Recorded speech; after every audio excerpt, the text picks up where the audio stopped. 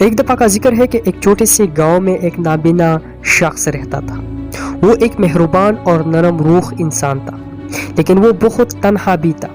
وہ اپنے آس پاس کی دنیا کی خوبصورتی کو نہیں دیکھ سکتا تھا اور اسے کوئی ایسا شخص نہیں مل سکتا تھا جو اسے سمجھتا۔ ایک دن گاؤں میں ایک اجنبی آیا اور ایک عقل مند بوڑھا آدمی تھا۔ وہ دیکھ سکتا تھا کہ اندھے کو تکلیف ہو رہے ہیں۔ بوڑھے نے اندھے کو ایک طرف لے جا کر کہا، میں تمہیں دیکھنے میں مدد کر سکتا ہوں۔ نابینا شخص شکی تھا کہ لیکن وہ مایوس بھی تھا۔ وہ بوڑھے کو اس کی مدد کرنے پر راضی ہو گیا۔ بوڑھا آدمی اندھے کو قریب ندی پر لے گیا۔ اس نے اندھے سے کہا کہ اپنا منہ پانی میں دھوئے۔ اندھے نے ویسا ہی کیا جیسا اسے بتایا گیا تھا، اور جب اس نے آنکھیں کھولی تو وہ حیران رہ گیا کہ وہ دیکھ سکتا تھا۔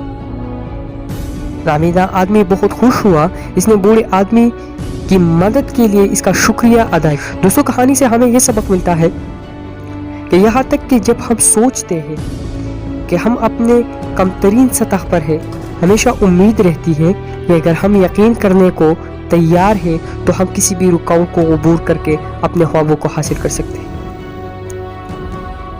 مجھے امید ہے کہ یہ کہانی آپ کو جاری رکھنے کی ترغیب دے گی، یہاں تک کہ جب چیزیں مشکل ہو یاد رکھیں آپ عظیم چیزوں کے قابل ہیں۔